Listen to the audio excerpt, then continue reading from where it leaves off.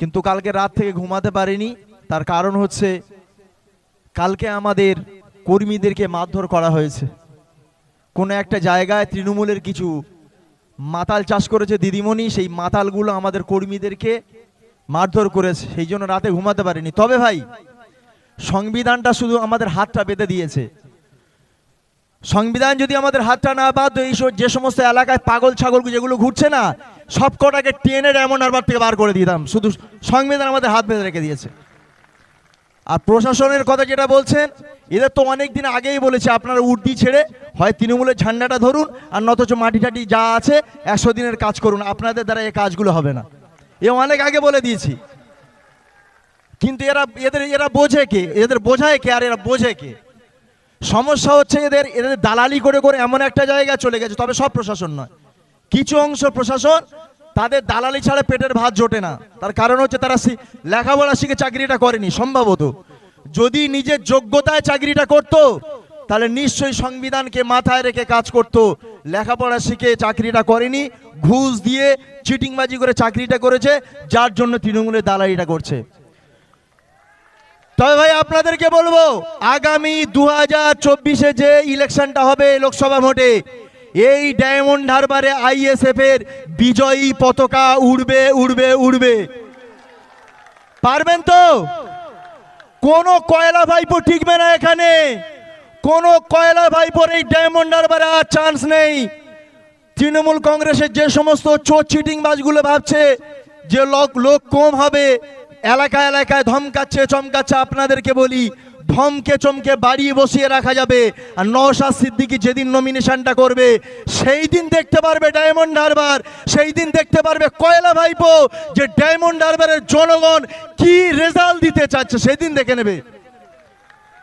কেন এ সরকার এমন একটা নির্লজ্জ সরকার, এর না আছে নাক আর না আছে কান।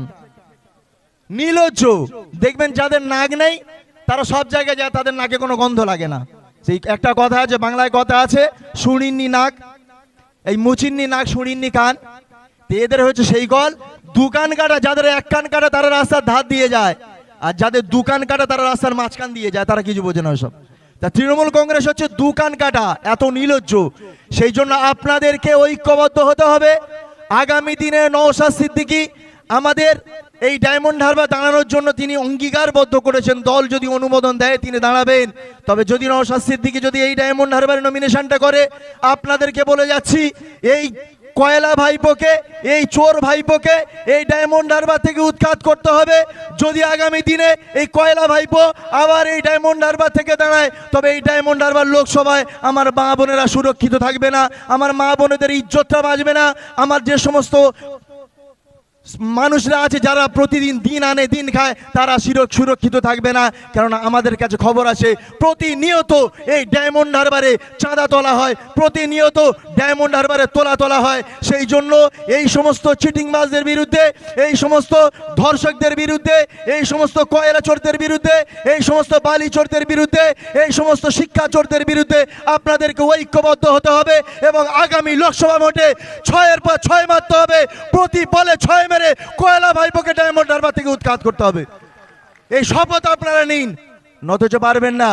ওরা অনেক ধমকাবে চমকাবে, পুলিশও অনেক ধমকাবে চমকাবে, কিচ্ছু করতে পারবে না পুলিশ। বড় জোর আপনাদেরকে একটা কেস দেবে, জেলের মধ্যে রাখবে। তবে পুলিশদেরকেও বলে দিচ্ছি, সময় একদিন আসবে, পূর্ব দিক দিয়ে সূর্য ওঠে এবং পশ্চিমে অস্ত যায়, আবার রাত হয় আবার দিন হয়। আপনারা যদি মনে করে রাখেন এখন তৃণমূল কংগ্রেস ক্ষমতায় আছে, আমরা তাবেদারি করছি, আবার যে দল ক্ষমতায় আসবে তাদের তাবেদারি করব। যদি আইএসএফ ক্ষমতায় আসে তোমাদের তাবেদারি করার সুযোগ দেবে না। আমরা ইঞ্চিতে ইঞ্চি বুঝে নেব যে সমস্ত পুলিশেরা এই গণতন্ত্রকে হত্যা করার চেষ্টা করছো, বুঝে নেব। 60 বছর তোমাকে চাকরি করতে হবে, 60 বছর তোমাকে চাকরি করতে হবে। তুমি পৃথিবীর যে প্রান্তে থাকো না কেন, আমরা তোমাদেরকে টেনে বের করে আনবো।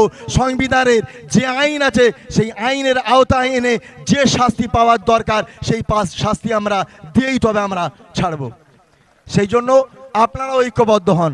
আপনাদের শক্তিটা আমাদের শক্তি, আপনাদের ঐক্যটা আমাদের জন্য বড় জিনিস। সেই জন্য সকলে স্লোগান দেন, ইনকিলাব জিন্দাবাদ, জিন্দাবাদ জিন্দাবাদ, ইনকিলাব জিন্দাবাদ, জিন্দাবাদ জিন্দাবাদ, নওশাদ সিদ্দিকী জিন্দাবাদ, জিন্দাবাদ জিন্দাবাদ, নওশাদ সিদ্দিকী জিন্দাবাদ।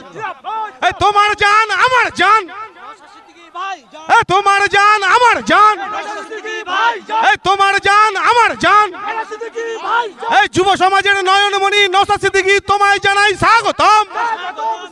এই পশ্চিমবঙ্গের উজ্জ্বলতম নক্ষত্র নওশাদ সিদ্দিকী তোমায় জানাই স্বাগতম।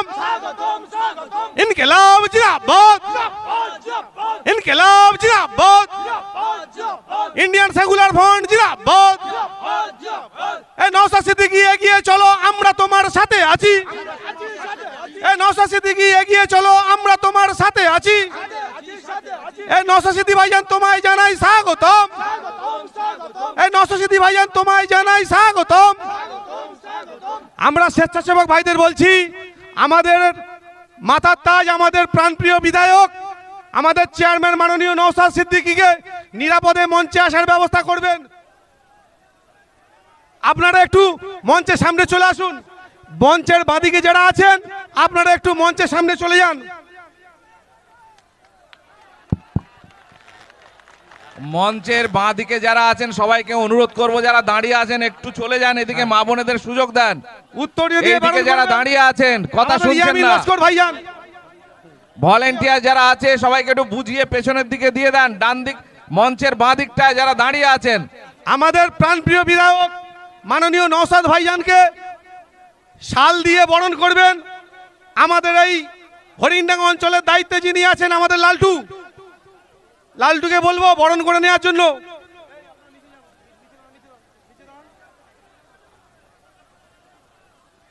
ইনকিলাব জিন্দাবাদ, ইনকিলাব জিন্দাবাদ।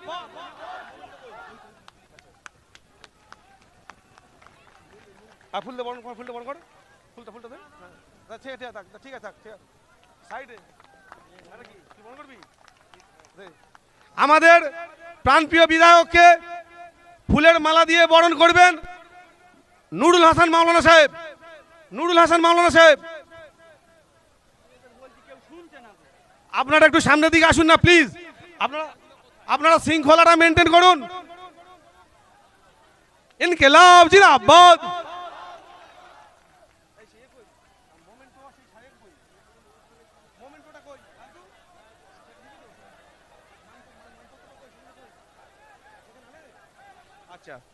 হ্যালো, আপনারা ধৈর্য ধরে বসুন।